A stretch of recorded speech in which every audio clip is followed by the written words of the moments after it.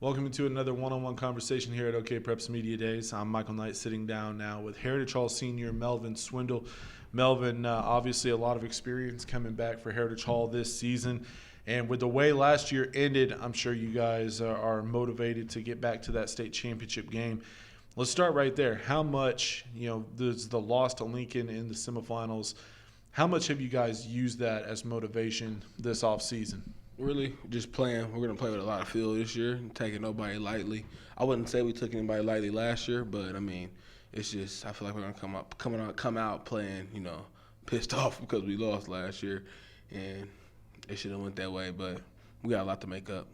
Look, it's one of those things where Heritage Hall has won so many games, you get used to it. And not to say that you guys were complacent, because I never would say that. But at the same time, it's a little different. It's a little different coming off of a loss. So you go into a new season with a little bit more of an edge.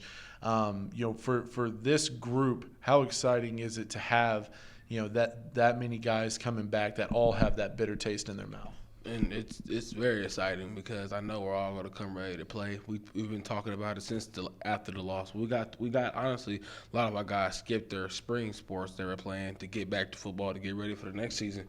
But it's gonna be a show, and when that time comes, it's gonna get grimy.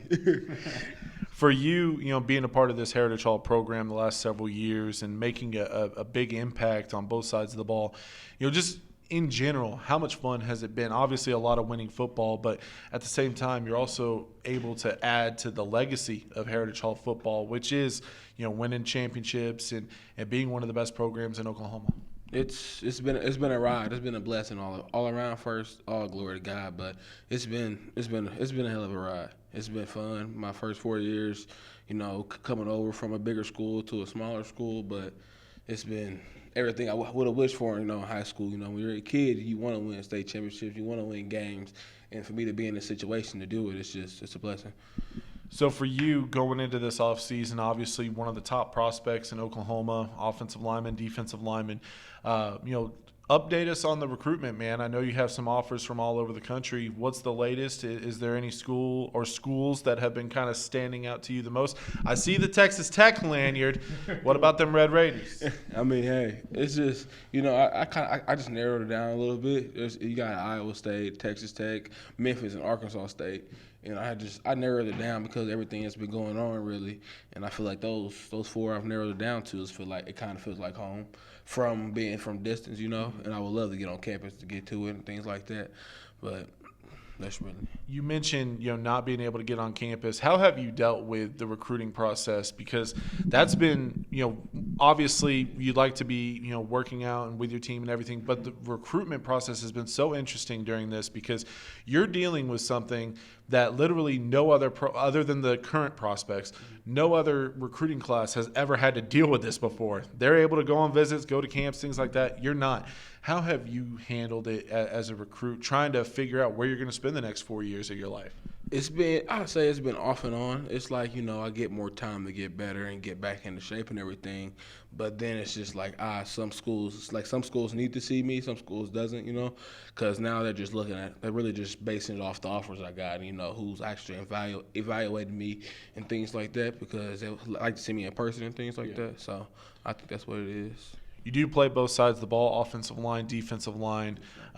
When it comes to being recruited and when it comes to those conversations with the colleges, what do they like you as? Do they like you on offense or defense, or is it one of those situations where, hey, just get to campus and we'll find a place for you? Well, I would say some schools are like just, hey, get to campus and we'll find a place for you. But some of them, I'll give an example. Like Memphis it's defense, But when I get there, I could probably possibly end up playing both or either one side of the ball. And that's how Iowa State is, and I would say that's how Texas Tech is. I'm recruited for defense, and if things, if I don't say if I don't like it or if they think I'm better on offense, I can move over to offense and play that side of the ball. Now this offseason with your teammates getting ready for 2020, what is, other than, using last year the way it ended as motivation, what's something that you guys have been working on to get yourself prepared for 2020? just staying focused when it's time to get serious, and it's time to get serious, and it's time to play. You can have fun while being serious, you can have fun while playing, but it's just really buckling down, locking down, and knowing everybody's on the same page through the season.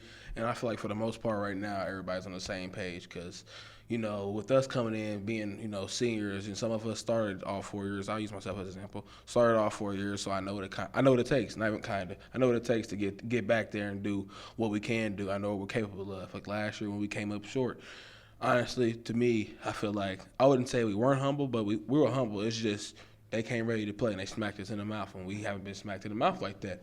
It was just adversity, and things like that, but I feel like we'll come out on top this year. Yeah, see, the one thing I said, and I said it, the day it happened, was Heritage Hall isn't used to being in this position. And the one thing that I said was 2020, the rest of 3A, they might be a little concerned because Heritage Hall is going to come back more dangerous than ever before when you consider the way last season ended.